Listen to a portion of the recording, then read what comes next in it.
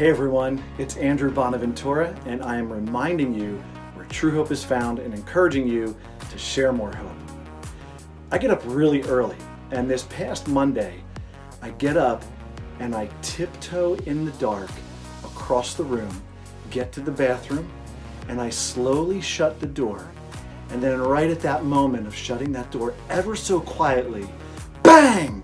One of those bang snaps, you know those little white things that makes that sound? You've seen these before? Well, my kids had put them up on the edge of the door so that when I would close the door in the morning, it would make this incredible, bang at 4:45 in the dark.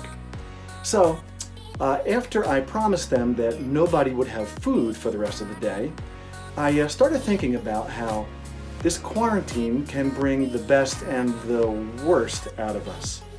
And I was actually thinking about the quarantine and got my, like that, my little quarantine shadow going, and I'm wearing the Italy jersey and thinking about our friends over there. But my friend, Pastor Tim Lucas from Liquid Church, wrote 10 commandments for quarantine. And I thought that I would share them with you because they're so helpful for all of us.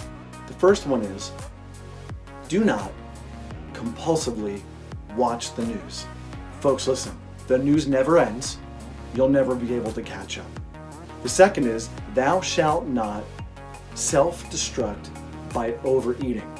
Like Under Armour says, you got to protect this house. The third, thou shalt not, is thou shalt not feel sorry for yourself. I like how some of my elderly friends say, don't get yourself sitting on the pity pot. That's a good one. The fourth one, thou shalt not, is thou shalt not turn your home toxic by being cranky, critical, or rude to family members. I really didn't hold back food for my kids for the whole rest of the day. But we gotta watch how we treat those that are closest to us, that we're around the most. Now moving into the thou shalts of these 10 commandments of quarantine. Thou shalt pray often and ground yourself in faith. We've got to go deeper and closer with God Himself in this time. We also, thou shalt call your parents. Honor and love your parents for as long as you live. Maybe you've had some tough relationships with mom and dad, but listen, honor and love, you can always show that. The next one, thou shalt wash your hands and keep safe distance. Folks, listen, that's the basics. Do those couple of things and you will help flatten this curve that we all want to do our part to accomplish. Next, thou shalt exercise, read, and declutter. We want to be productive, we want to be creative, and we want to make really good use of the time. Next, thou shalt appreciate the uniqueness of this extended family time because it may not ever happen again. Don't waste it and don't wish it away. And then lastly, thou shalt share meals, games, and movies with family. Here's where we're making memories and we're adding meaning and we're having fun together.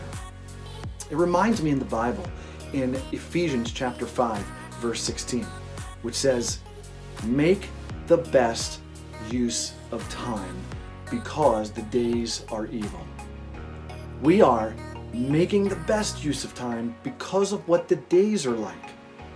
I love how that scripture teaches us that we, as followers of Jesus, can actually do something good with our time all the time. We can redeem the time because the days, the times, they're troubling, they're evil, there's a darkness all around us. We can redeem the time. Listen, time is the only commodity that you cannot earn or get more of. It's always leaving. You can't get more of it back once it's spent and used.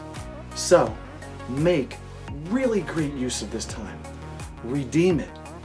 And now, I want you to do something with your time and share more.